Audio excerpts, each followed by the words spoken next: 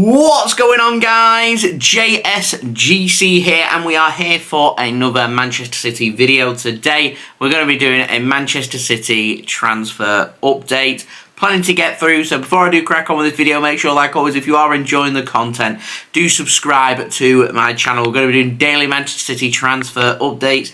Just over 10 days time, January 1st, right through the whole of January for the January transfer window. So if you want to stay up to date, first and fast on YouTube with all the latest Manchester City transfer news, whilst the transfer window is open this winter, make sure you have subscribed, press that red button, press the bell and put your push notifications on. Social media links and TikTok link, that's in the description. Social media links also sliding across at the bottom of the screen if you want to go and search for me and follow me on there. Email also in the description too if you want to hit me up for any sponsorships for any videos or any general business inquiries. Do leave a thumbs up as well if you do enjoy this video. 200 likes once more is the aim. Also, don't forget as well, let me know your thoughts in the comments below, as I'm always interested in what you do have to say with regards to these transfers. Finally, this video is sponsored and it's brought to you by OneFootball. This video is brought to you by OneFootball. If you want to download the OneFootball app, all you need to do is press the link at the top of my description, which will take you forward to where you can download this app.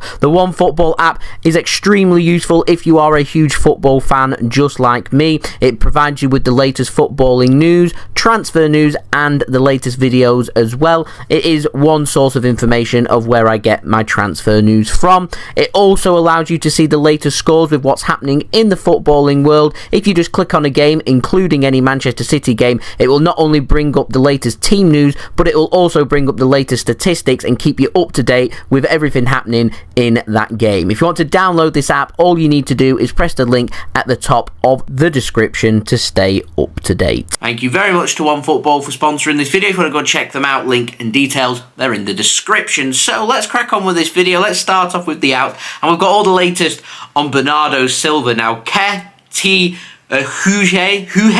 I butchered that probably. I apologise. I've not heard of them before, but they're a source on Twitter based in Spain, nearly 50,000 followers, so not a bad following there. Not too sure on the reliability, but what they were reporting does sound to be true, and they're saying that Bernardo Silva in the summer had told Manchester City Chiefs that he wanted to leave the club. Manchester City did do everything they could to try and pursue a move for Bernardo Silva to make that happen. It's no secret, he wants to move back to Iberia, more than likely to La Liga and Spain, and it's Barcelona that are the team that are most interested in him. However, in the summer, no offers came in for Bernardo Silva. There was only one club interested in signing Bernardo Silva last summer, and that was Barcelona. However, it's been reported that Barcelona never made a move because they've got no money, they cannot afford to pay for Bernardo Silva. So if Bernardo Silva realistically wants to join Barcelona, then what it's going to take is for him to run his Manchester City contract down, not sign a new deal at City, and once his contract runs out, Barcelona will be able to nab him on a 3, because that's how they're going to have to manage their business for the foreseeable future. This summer coming up, the summer of 2023, I highly doubt that Barcelona will have the funds and will have the money to be able to sanction for a move for Bernardo Silva. It would take a lot of add-ons, very similar to the deal that took Ferran Torres over to Barcelona from Manchester City, but Bernardo Silva is more important to Manchester City than what Ferran Torres was. Ferran Torres was a prospect at the time of him leaving Manchester City, showed the capabilities of being a fantastic player, but wasn't a seasoned first-team regular. Bernardo Silva is a seasoned first-team regular. He is a very important player of the Manchester City squad. He is a starting 11 player game after game after game, so it's going to take a big offer to tempt Manchester City to sell, and Barcelona cannot afford that. So if he wants to go to Barcelona, the only way that'll happen is running his contract down. Now, I wouldn't rule out that if Manchester City are open for a sale and it is deemed by other clubs as an affordable price, I wouldn't rule out other clubs potentially being interested in Bernardo Silva. I am quite surprised because I know Real Madrid have got some funds that they're not interested in Bernardo Silva, because if he wants to move to La Liga, obviously Real Madrid are a fantastic team, and I do think that Real Madrid's system would suit Bernardo Silva. He'll be able to bring a bit of creativity to their team, will help ease the impact of an aging Luka Modric as well. I'm surprised Real Madrid's name's not being mentioned, but right now it's Barcelona that want Bernardo Silva. It's Barcelona that cannot afford Bernardo Silva, so Bernardo Silva's got to stay at Manchester City, and he's happy to do so. He's happy to give his all. We know that from last summer. Something might give this summer, but if what's been reported is true in Spain, then we could be set for another big Bernardo Silva saga, which again, like 2 seasons ago and last summer as well, could end up with the same result of Bernardo Silva staying at Manchester City. But that's more to think about in the summer. We're more thinking about the winter. Speaking of winter and moves potentially being made, moves us on to Nathan Ake. Now, Court Offside have been reporting that Nathan Ake is contemplating his future at Manchester City once more. Now, Manchester City right now have no plans to offer Nathan Ake a new contract. His contract's running until 2025, and Manchester City and Nathan Ake are very relaxed about that. However, it has been reported by Court Offside that Nathan Ake is keeping an eye on defenders being brought in at Manchester City, and in particular centre-backs and left-sided centre-backs, obviously with Josko Gvardiol being linked with a move to City from RB Leipzig this winter, potentially, more than likely coming in the summer. And it's for Nathan Ake thinking to himself that if more centre-backs are brought in, then it could be him that's used as a make-weight in Manchester City's defence. He's fearful over game time with another defender being brought in, so he is contemplating his future should Manchester City sign another centre-back. Now, to me, it'd be a great shame to lose Nathan Ake. He's a top-class professional. He's a great defender, good in the air, good with his feet, pretty quick as well. He's an excellent squad player, versatile too, to me, and with the fact that he's homegrown as well. To me, if another Premier League club's interested in signing Nathan Ake, and I don't imagine any club abroad being interested in Ake right now. I can imagine it being another Premier League team being interested because he is a seasoned Premier League football player, very much experienced in the Premier League. So it'll be other clubs, top clubs, being interested in him. And Man City, I've already said that's not how they're wanting to do their business, wanting to learn their lessons of selling our players like Gabriel Jesus and Zinchenko to Arsenal, who are using that to their advantage and now sit ahead of Manchester City in the Premier League. It's thought City want to, if they're going for player sales, would prefer to sell abroad rather than to the Premier League. But if there is no interest, then if I'm Manchester City, I'm taking up the Brighton and Hove Albion way of negotiations, which is quite simply putting on a big price tag because Premier League clubs will pay it. Nathan Ake's value, around 40 to 50 million pounds. I know City in the summer were looking for the top end value of that, of 50 million pounds. Nathan Ake, another season under his belt. He might have a year less on his contract, but still a good 2 seasons on there. I'd be asking for somewhere north of 50 million pounds, between 50 and 60 million pound for a homegrown seasoned Premier League football player joining another top Premier League club.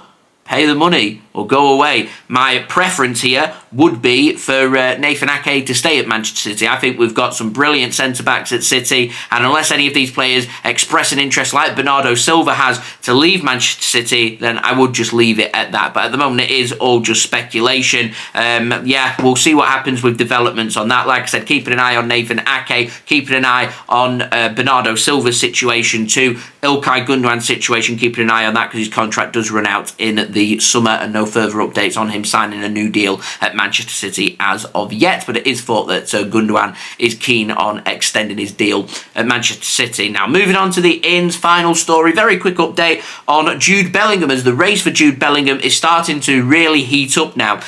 Court Offside, they're reporting that there have been scouts watching Jude Bellingham.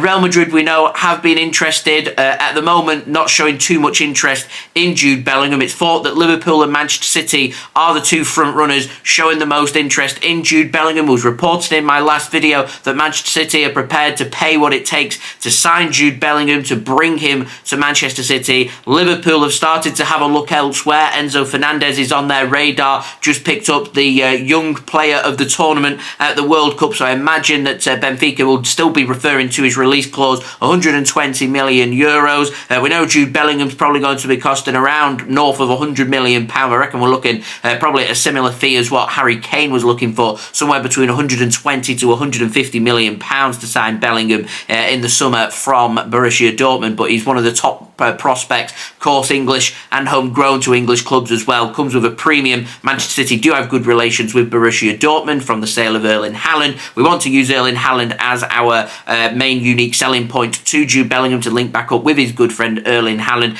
and have a regular starting 11 place at Manchester City as well. But for that to happen, it may need a central midfielder to leave. Gundogan's contract situation, keeping an eye on that. Bernardo Silva's future, keeping an eye on that. And then Court Offside have been reporting that there is another club now interested in Jude Bellingham, and it could come in the form of potential career suicide for Jude Bellingham in the form of Manchester United. Now, this is a brilliant way of Borussia Dortmund and Jude Bellingham's entourage to boost the price up, to hike up the asking price, to hike up the wage demands. There is no release clause there, of course, and if you put Manchester United interested in a player, and we know Manchester United pay over the top prices when it comes to wages, when it comes to transfer fees as well, then yeah, that's why he's been linked. I'm not too sure if it is genuine interest as of right now. I am waiting for something a little bit more reliable to report on that, which we haven't had as of yet. But if it is genuine and it is true, if I'm Manchester City, I'd be telling Jude Bellingham have a good, long, hard look at former Manchester City man, former Manchester City youngster as well, Jadon Sancho, where the move just didn't work at Old Trafford. Manchester United in all kinds of bother, and to me, if I'm Manchester City, I still remain confident that we can beat Liverpool, that we can beat Manchester United to the signing of Jude Bellingham. So there we go, that has been today's transfer update. Do let me know your thoughts in the comments below. Also, don't forget, leave a thumbs up. 200 likes is the aim, so any help towards that would be much appreciated. Also, don't forget as well to subscribe to my channel. If you're new around here, press that red button, press the bell, and put your push notifications on. Remember, daily Manchester City transfer updates throughout all of the January winter transfer window coming up in just over 10 days' time, so make sure you've got your notifications on and you are subscribed so you can be notified immediately for when I do upload, so you can stay up to date and in the loop with all the latest Manchester City transfer news this winter. Also, don't forget social media links. They're in the description below and sliding across at the bottom of the screen if you want to go and follow me on my Twitter and Instagram. My email also in the description below too if you want to hit me up for any sponsorships for any videos or any general business inquiries. You'll find my TikTok link in the description as well if you want to go and check me out on that. That would be much appreciated. Go and follow me on there. And finally, do go and check out today's video sponsor, OneFootball. Thank you very much to them for sponsoring today's transfer update. OneFootball will keep you up to date for all clubs around the world with the latest transfer news this January, so make sure you've gone and check them out. It's a free app to download. They'll also keep you up to date with all the latest football news, transfer news, the latest scores, results, statistics, live league tables, live commentary, and all of your good footballing needs. Go and check them out. Link and details there in the description, and I'll see you all again real soon. We've got Manchester City returning, so we'll be back tomorrow. Preview for the Carabao Cup 4th round match between Manchester City and, coincidentally, Liverpool. The Jude Bellingham battle commences in the Carabao Cup. I'll see you for that tomorrow. I've been JSGC. Thank you everyone for watching. I hope everyone is safe and well. Peace. Ciao for now.